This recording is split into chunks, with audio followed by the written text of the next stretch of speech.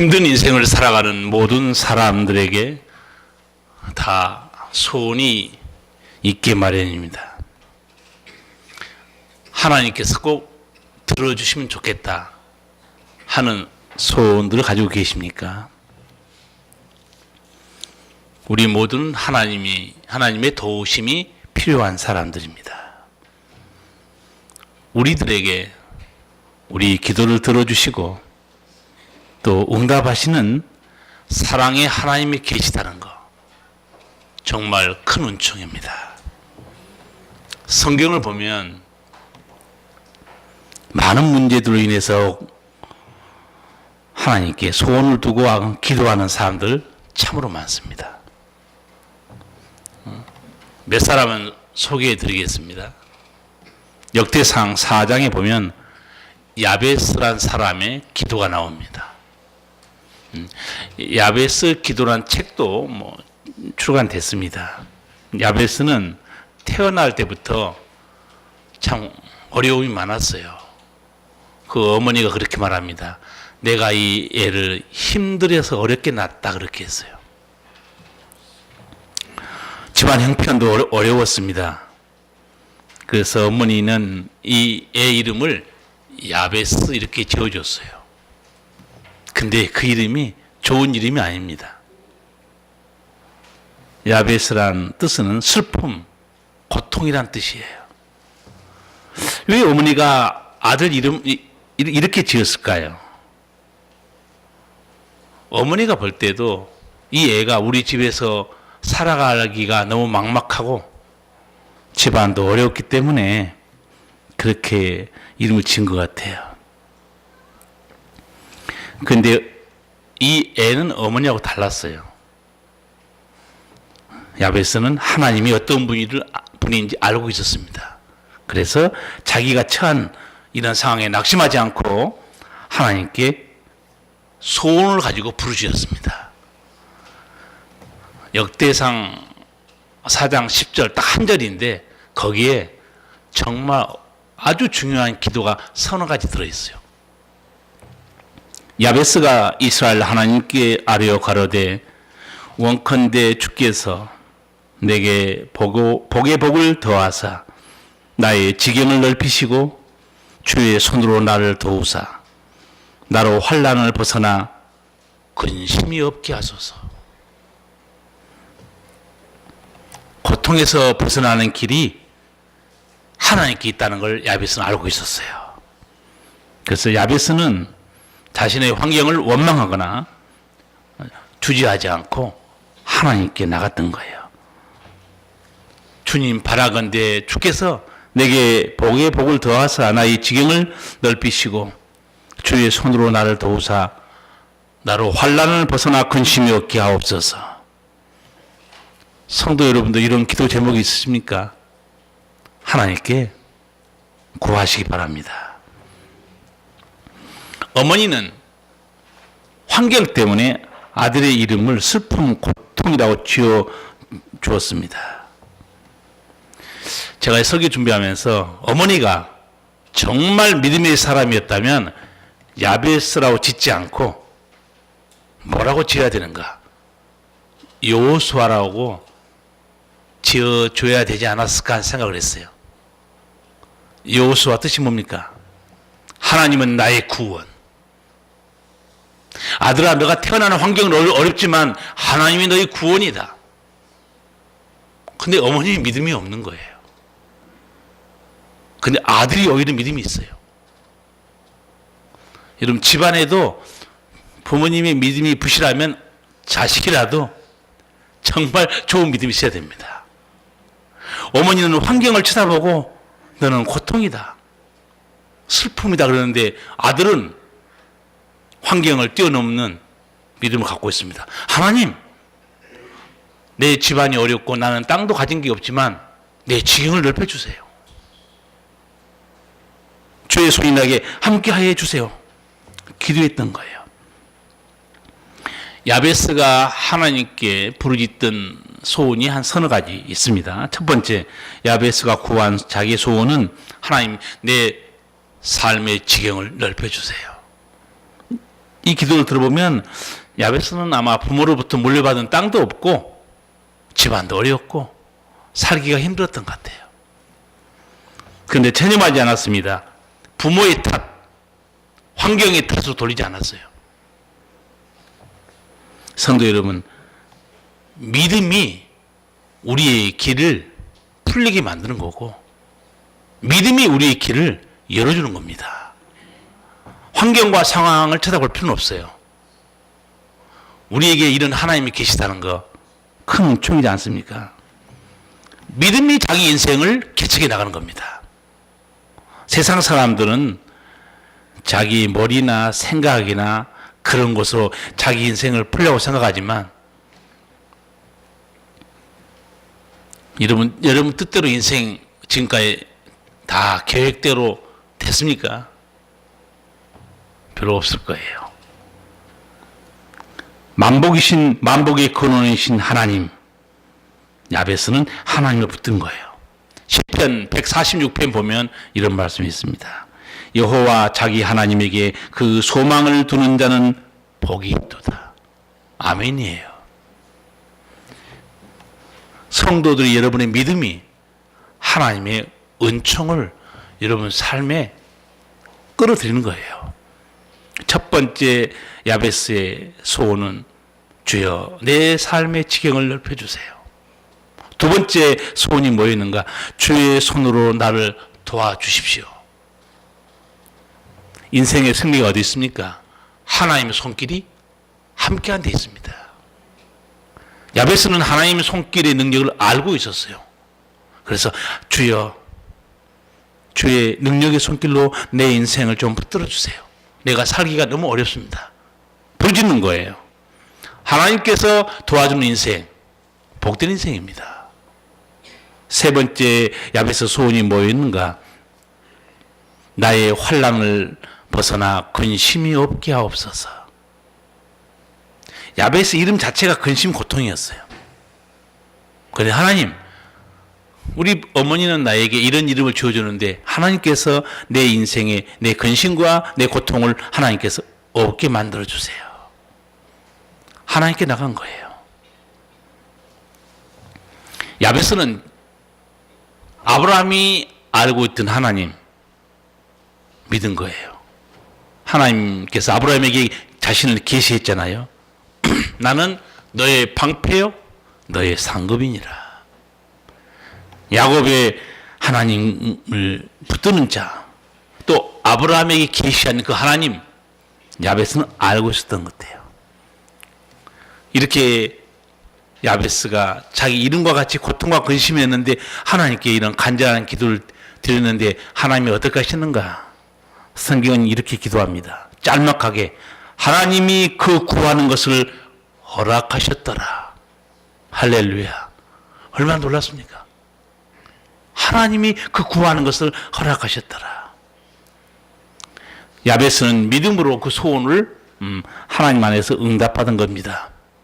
기독교는 기복주의 종교는 아니지만 복의 근원이신 하나님의 은총으로 사는 종교입니다. 자기 힘으로만 사는 인생 힘들어요. 하나님의 도우심으로 사는 인생, 복된 인생 아닙니까? 성도 여러분, 야베스의 믿음의 소원을 들으사 응답하신 하나님이 어떤 하나님이십니까? 다시 정리해 드릴게요. 첫 번째, 믿음을 가지고 부르짖는 자에게는 복의 복을 더하신 하나님이에요. 내 삶의 지경을 넓혀달라고 부르짖을 때 하나님께서 지경을 넓혀주시는 분입니다. 오늘 찬송가 불렀죠. 죄짐 맡은 우리 구주 어찌 좋은 친구인지. 시험 걱정 근심 없는 사람 누구냐? 부질없이 낙심 말고 기도드려 아뢰세요. 하나님께 부르짖으라는 거예요. 야베스가 믿었던 하나님 어떤 하나님인가? 주의 손길로 나를 붙들어 주세요. 기도할 때 하나님께서 응답하셔 주셨습니다. 하나님, 내가 당하는 삶이 너무 어렵고 환난과 근심이 많습니다. 하나님께서 그 구하는 것을 허락해 준 하나님이에요. 우리가 믿는 하나님은 얼마나 좋은 하나님입니까? 다만 우리는 우리 환경과 내 상황을 생각하지 마세요. 다만 내 믿음 없는 것을 안타깝게 생각해야 돼요. 내 믿음이 없는 것을. 대부분 사람들은 하나님 의지한다고 하면서도 자기 생각으로 사는 사람이 너무 많아요. 내 머리로 사는 사람, 하나님은 총받기 어렵습니다. 예전에 제가 젊었을 때 한참 유행한 노래가 있었어요. 내 인생은 나의 것. 7080 아시겠죠? 내 인생의 빈노트에 무엇을 그려야 하는지, 죄인의 노트에 쓰여진 게 뭔지 아세요? 그렇죠. 죄 짓는 약자밖에 쓰여진 게 없습니다. 자기 인생의 빈노트에 하나님 없이 살아온 인생 쓰여진 게 뭡니까? 부끄러운 흔적이에요. 그러나 하나님 만나고 난 다음에 그 인생의 노트에 뭐가 기록되겠습니까? 하나님의 역사, 거룩한 역사, 아름다운 흔적 기록되는 거예요. 그러니까 여러분 예수를 만난 다음에는 성경대로 우리는 새로운 피조물입니다. 새로운 피조물은 새로운 역사를 쓰셔야 돼요. 자기가 쓴 역사 인생 되돌아보세요. 어떻게 쓰여졌는가. 그러니까 예수 그리스도 역사의 분기점이죠. BC, AD. 예수님이 역사의 분기점입니다. 예수님 오기 전의 역사 BC, Before Christ. 예수님 오신 이후로는 아노 도미니. 여러분 인생도요, 예수님이 들어오고 난 다음에 여러분 인생은 완전히 달라집니다. 예수님 만나기 이전에 내 인생, 죄로 죽은 인생이에요. 소망이 없습니다. 하나님은 정없이 사는 인생이에요. 그러나 예수님 만난 이후의 인생, 어떻게 달라집니까? 하나님의 자녀예요. 하나님 나의 선한 목자. 새로운 피조물. 얼마나 인생이 달라집니까? 어느 누구나 모두 다 안타까운 기도 제목도 있고 소원도 있어요. 삼중 장애를 가지고 살았던 헬렌 켈러, 아마 여러분 들어봤을 거예요. 책도 본 사람이 있을 겁니다. 이 사람 시각장애자, 청각장애자, 그 다음에 언어장애. 참 사람으로 태어나서는 가장 혹독한 저주 같은 인생을 살았는데 하나님을 아는 사람 선생님을 만나서 그 인생은 완전히 달라졌죠. 이 사람이 주님, 저 소원이 하나 있습니다. 사흘만 볼 수 있다면. 그래서 사흘만 볼 수 있다면 이게 수필 제목입니다. 책 제목이에요. 거기 보면 사흘 동안에 자기가 하고 싶은 거 하나님께 말하죠. 첫째 날, 3일밖에 없습니다. 얼마나 이거 귀한 날입니까? 나를 이렇게 아름다운 믿음의 사람으로 친절과 사랑으로 돌봐 주신 우리 설리반 선생님 얼굴 좀 보고 싶다는 거예요. 음성만 들었잖아요. 그리고 하나님이 만드신 아름다운 자연, 석양, 빛나는 노을을 보고 싶다. 벌써 하루가 갔어요. 이제 이틀 남았습니다. 둘째 날에 하나님이 만드신 이 아름다운 새벽 얼마나 아름다울까. 먼동이 트는 모습 보고 싶고 저녁에 밤하늘의 별들을 보면서 하루를 마무리하고 싶다. 이제 마지막 하루 남았습니다. 셋째 날에는 사람들이 일찍 일어나서 열심히 일하러 가는 그런 활기찬 사람들의 모습을 보고 싶다. 그리고 이 사흘 동안만이라도 볼 수 있게 해주신 하나님께 감사 기도를 드리고 다시 나는 어둠으로 들어갈 것이다. 헬렌 켈러가 단 사흘만 볼 수 있으면 하는 이토록 간절한 소원, 우리는 거저 누리고 있습니다.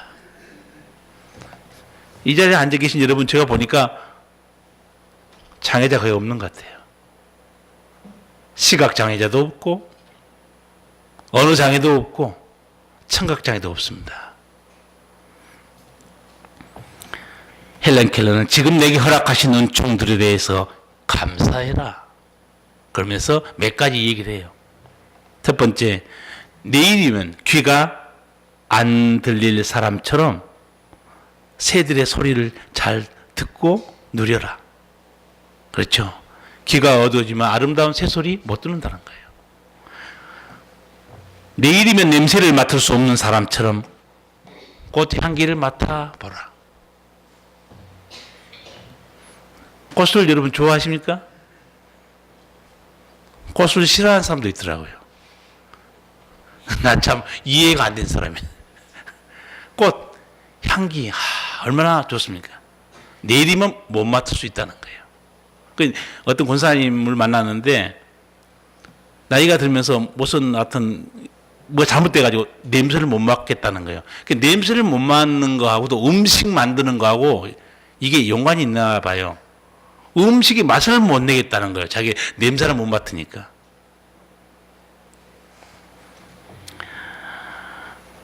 세 번째, 내일이면 더 이상 볼 수 없는 사람처럼 세상을 아름답게 쳐다봐라.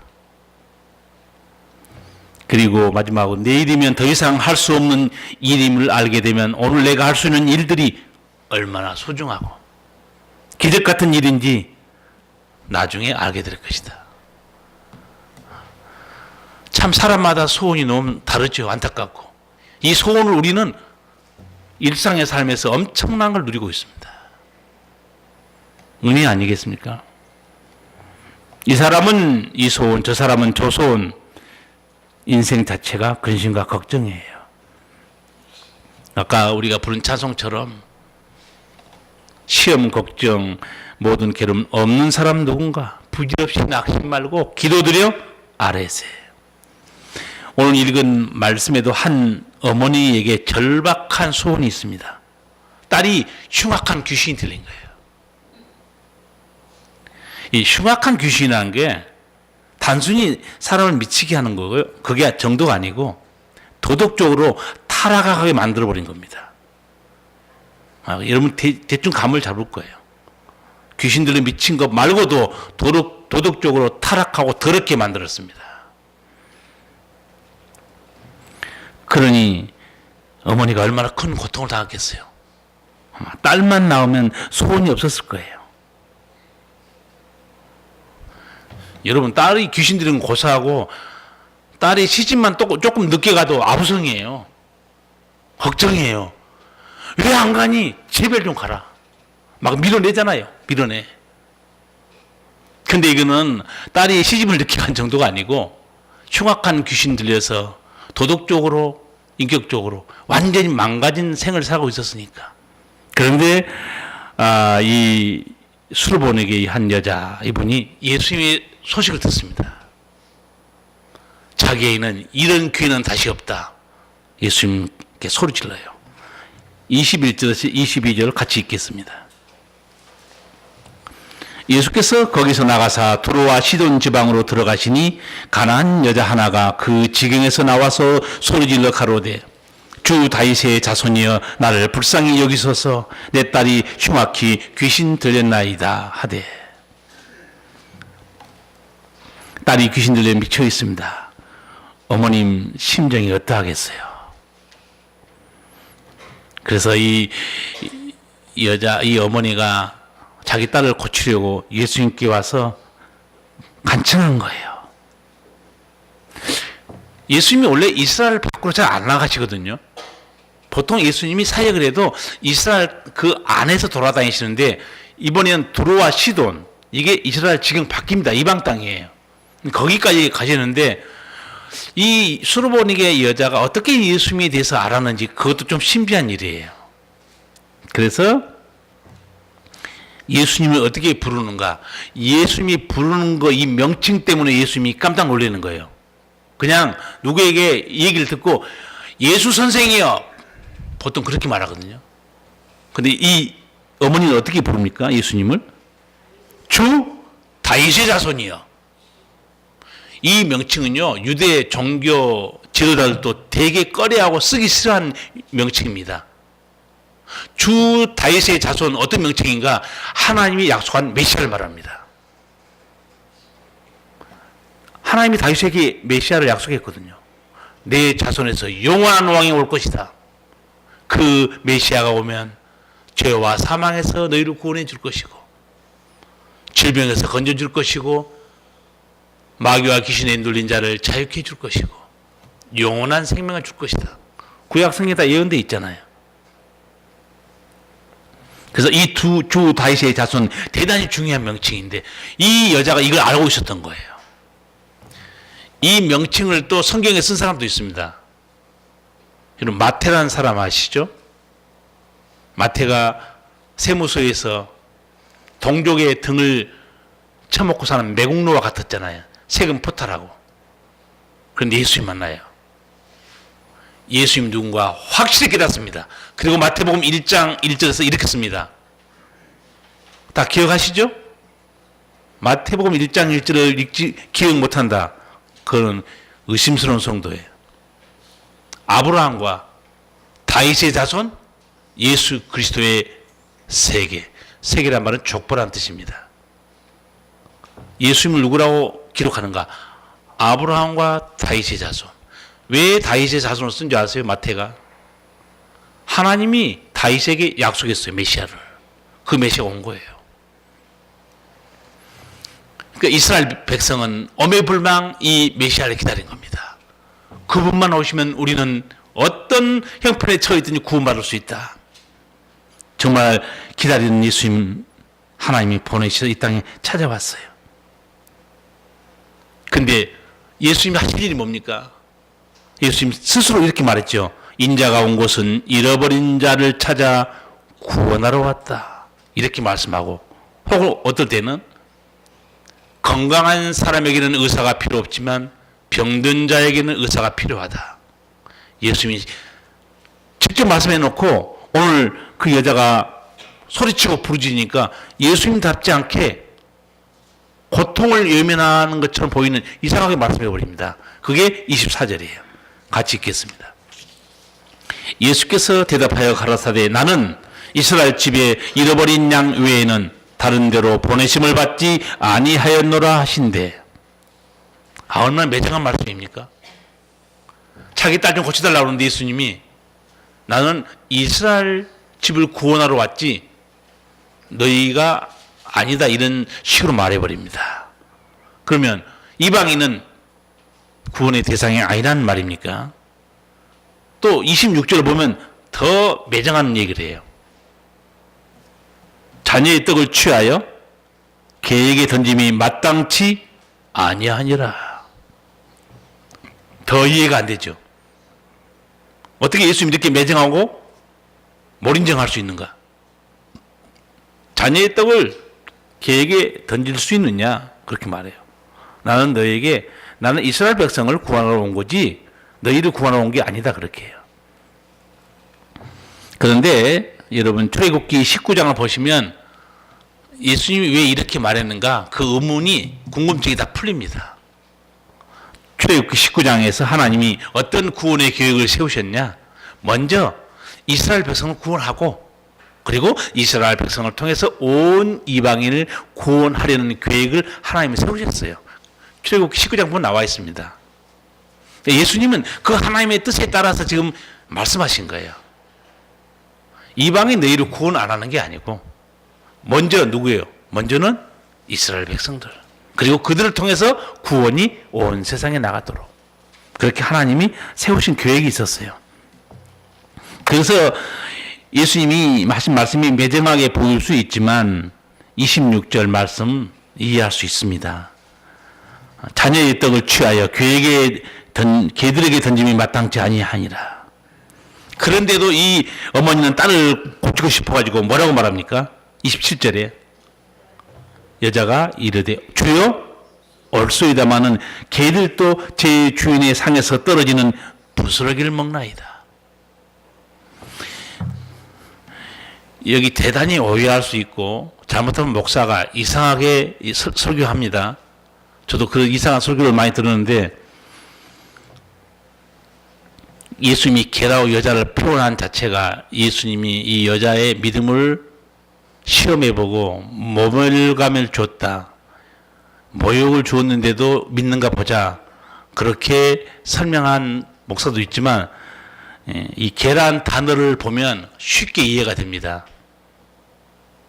계란 단어, 예수님이 쓰신 계란 단어 보면 모욕감 주는 게 아니었구나. 금방 알 수 있어요. 성경에 계란 단어가 몇 개 있습니다. 정말 이 더럽고 악한 상징을 나타내는 계란 단어가 하나 있어요. 그리고 여기서 예수님이 쓰신 단어는요, 자녀의 떡을 취해서 개들에게 주는 게 마땅치 않다. 예수님 쓰신 용어는 헬라어로 보면 어떤 용어냐면 요즘 말로 하면 반려견입니다. 여러분 요새 반려견 키우는 사람 많죠. 반려견은 자기 생명보다 더 사랑하는 사람도 있더라고요. 그래서 반려견을 안고 돌보는 거 보고 그 어머니가 열받아가지고 딸한테 걔한테 한 거 반만 해봐라. 나한테 걔 보험 들어주지, 미장원 데려가지, 병원에 데려가지. 누가 보면 거의 미쳤어요. 예수님이 쓰신 용어, 밥상 밑에 반려견이 앉아 있어요. 왜 안 주겠어요? 주인이 얼마나 사랑스러운데. 예수님이 쓰신 용어는 그겁니다. 자녀의 떡을 취해서 반려견에게 주는 게 마땅치 않다는 것은, 마땅치 않다 그 말은 나쁘다는 단어가 아닙니다. 이 단어는 이게 적합하지 않다 그런 용어입니다. 그러니까 하나님의 구원의 계획에 대해서 이게 맞은 건 아니다. 하나님의 원래 구원의 계획은 이스라엘 백성을 구원하고 그들을 통해서 온 세상에 구원받게 하려는 게 하나님의 뜻이었다 그래요. 그런데 이 여자가 그 말귀를 다 알아듣습니다.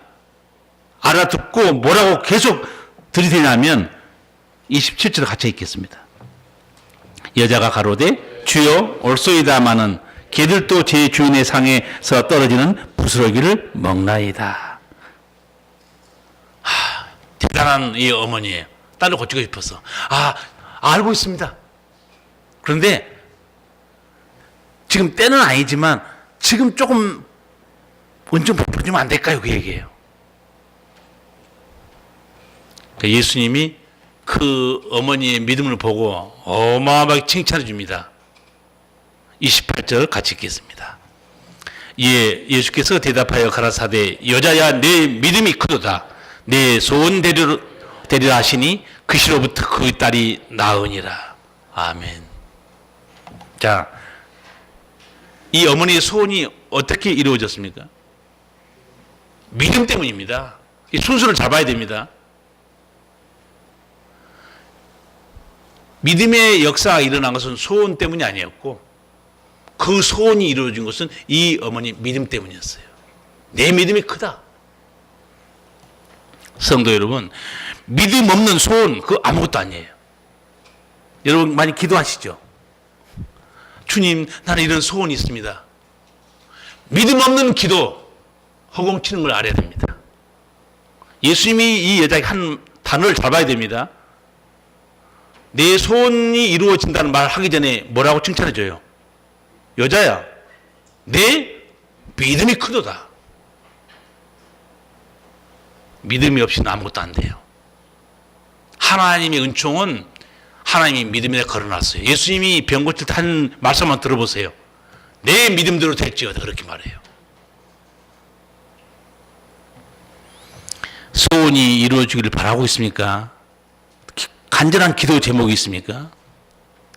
믿음으로 구하시기 바랍니다. 야고보서 보세요. 두 마음을 품은 자는 아무것도 받을 줄 생각하지 말라고 그래요. 하나님이 계신 걸 의심하는 사람, 주의 능력을 의심하는 사람, 믿음의 기도 아니에요.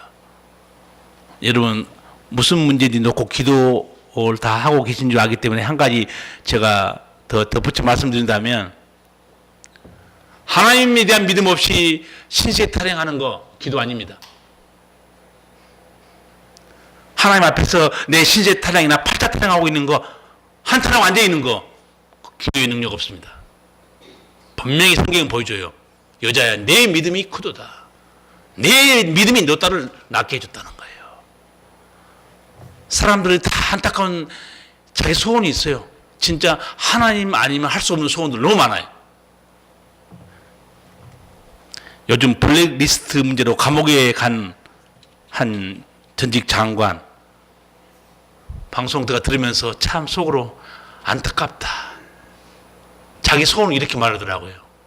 너무 후회가 많은 거예요. 내가 왜 그런 범죄에 가담해서 감옥에 갔나. 이렇게 얘기하더라고요. 하늘이 소원 하나를 허용해 주신다면 시간을 되돌리고 싶다. 그렇겠죠. 하늘이 누굽니까? 하나님이 소원 하나를 허용해 주신다면 시간을 되돌리고 싶다는 거예요. 언제로? 범죄하기 전으로, 블랙리스트 작성하기 전으로 돌아왔으면 좋겠다는 거예요. 그러면 자기 인생도 망가지지 않았고 감옥에 안 갔겠죠. 우리 모두 안타까운 소원들이 있고 하나님이 아니면 해결할 수 없는 소원도 있어요. 그 은총을 누리는 길은 뭔가? 바로 우리 믿음입니다. 그래서 제가 설교 제목을 소원과 믿음 이렇게 잡았고, 소원과 믿음을 혼동하지 말란 얘기예요. 소원은 자기 사정을 알릴 뿐이에요. 그 자체가 믿음은 아닙니다. 믿음, 이 믿음의 능력이 어디서 오는가? 믿음의 크기입니까? 아니면 정성입니까? 지성이면 감천입니까? 믿음의 능력은 어디서 오는가? 믿음의 대상에서 옵니다. 우리의 믿음의 대상은 누굽니까? 하나님이에요. 만약에 다른 사람들이 어떤 우상을 붙들고 아무리 가서 부딪혀 보세요. 그 믿음의 대상이 우상이면 능력 없습니다. 역사 없어요. 거기 아무리 지성을 다해도 거기 능력 없습니다. 우리의 믿는 성도들의 믿음의 능력이 어디서 오는가? 믿음의 대상인 전능하신 하나님께로 옵니다. 그런데 이 수로보니게 여인은 자신이 믿고 있는 예수님이 누군지 확실히 알고 있습니다. 주 다윗의 자손이에요. 눈먼 자의 빛이고 병든 자의 고침과 죽은 자의 부활 되신 예수님을 확실히 알고 있었습니다. 예수님 한 말씀만 해주세요. 내 딸이 나올 수 있습니다. 확실한 믿음을 가지고 있어요. 예수님께 칭찬받지 않습니까? 여자여 내 믿음이 크도다. 왜 인정받는 믿음이 됐는가? 예수님이 누구신가 아는 영적 지식. 두 번째는 예수님이 어떤 능력을 가지고 있는가 하는 영적 지식에 서 있는 믿음이었어요. 예수님 보고 칭찬해 줍니다. 예수님 누군지 모른 채 열심히 내잖아요. 그건 맹신자입니다. 무조건 하나님 앞에 나와서 간절히 빌면 주님이 도와주지 않을까? 그건 맹신자예요. 내가 기도하고 내가 부르짖는 우리 그 하나님이 누구신가? 반드시 알아야 됩니다. 믿음 없는 소원이 어떤 것인가? 성경에 또 하나의 사례가 있어요. 어려서부터 그 아들이 귀신 들려서 물속에 집어던지고 불 속에 집어던진 그런 사건이 있어서 아버지가 자기 아들을 데리고 예수님께 찾아오죠. 마침 예수님은 변화산 위에 올라가서 기도하고 있었어요. 제자들이 못 고치는 거예요. 예수님이 내려왔습니다. 예수님께 부탁합니다. 무엇을 하실 수 있거든 우리를 불쌍히 여기사 도와주옵소서. 무슨 말씀일까요? 혹시 예수님 고칠 능력이 있으면 내 아들 좀 고쳐주세요. 이 아버지는 예수님에 대한 소문을 들었던 것 같아요. 그런데 예수님이 누군지, 예수님이 어떤 능력을 가지고 있는지 몰랐어요. 그러니까 무조건 와서 해달라고 그러면 고쳐주지 않을까? 예수님이 그 아버지 말을 듣고 이렇게 말하죠. 할 수 있거든이 무슨 말이냐? 믿는 자에게는 능치 못한 일이 없느니라. 아마 이 아버지는 예수님께 데려오면 그냥 신비한 권능으로 자기 아들을 치유해 줄 걸 믿었던 것 같아요. 그런데 예수님이 뜻밖의 이 아버지에게 뭘 요구한지 아세요? 뭘 요구한 거예요? 누구에게 능치 못한 일이 없다는 거예요. 믿는 자에게 믿음을 요구하는 거예요. 믿어야 능력이 드러난다는 거예요. 그때 아버지가 아들을 고치고 싶어서 예수님께 이렇게 소리쳐요. 주여 내가 믿나이다. 그런데 소리는 쳤는데 안에 들여다보니까 믿음이 없는 거예요. 그러니까 뭐라고 그래요? 금방 주여 나의 믿음 없는 걸 도와주소서. 얼마나 다급했으면 아버지가 아들을 살리기 위해서 고함을 쳤겠습니까? 주여 내가 믿나이다. 그런데 나의 믿음 없는 걸 도와주소서. 지금까지 이 아버지는 불신앙 속에 살아왔고 예수님이 누군지도 모르고 예수님의 능력도 알지 못했지만 자기의 소원 이루어달라고 찾아온 거예요. 그런데 아들 고치기 위한 이 소원에는 뭐가 필요했느냐? 믿음이 필요했던 거예요. 이 아버지는 아들, 깨끗하게 된 아들을 데리고 가면서 아마 생각했을 거예요. 예수님 말씀 참 신비하다. 뭐가 신비한 말이었겠어요? 믿는 자에게 능치 못함이 없다. 이게 무슨 말일까? 아마 아들 데리고 가면서 생각했겠죠? 그러면서 몇 가지 깨달았을 거예요, 아버지는. 인간의 힘으로 할 수 없는 것도 예수님께 가면 길이 있구나. 그런데 예수님께 가도 믿음이 필요하구나. 깨닫지 않았겠어요? 아마 이 아버지는 이후로 분명히 믿음의 사람이 되었을 거예요. 성도 여러분, 예수님의 말씀을 다시 한번 기억하기 바랍니다. 여자여 내 믿음이 크도다. 내 소원대로 되리라. 간절한 소원 자체가 믿음이 아닙니다. 소원은 단지 내 고통, 내 문제, 내 아픔이 이루어지길 바라는 마음뿐이에요. 아까 말씀드린 대로 믿음, 어떤 믿음이 되는가? 예수님이 누군가를 아는 믿음. 두 번째, 예수님은 어떤 능력을 가지고 있는가? 그 믿음을 갖는 자에게 그 소원은 이루어지는 거죠. 무조건 하나님께 내 소원을 간청한다고 그 소원이 이루어질 거라고 생각해서 안 돼요.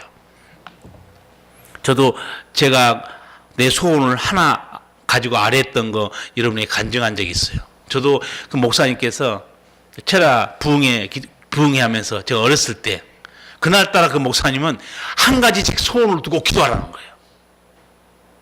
근데 한 가지 그러니까 또 이제 갑자기 심각해지는 거예요. 여러 가지 하면 아무거나 하겠는데 딱 한 가지만 기도하라고 그랬어. 저는 그때 마음속으로 딱 뜻을 정하고 하나님 내 소원은 이겁니다. 근데 제가 기도했던 소원이 너무 황당해서 제가 그 자리에서 10초 만에 취소했다고 그랬어요. 하나님 내가 생각해도 너무 이거 너무 말도 안 되는 황당한 이 소원이네요. 왜 황당했겠어? 제 생각은 스스로 황당한 거예요. 내가 고등학교 졸업장도 없는데 좋은 대학을 보내달라고 기도했으니 그 얼마나 황당하겠어요. 그래서 내가 취소한 거죠. 근데 문제는 제 기도를 들으신 하나님이 기도대로 응답했다는 사실이에요. 10년이 지났는데 제가 기도했던 대학으로 그대로 들어가 버린 거예요. 10년 후에.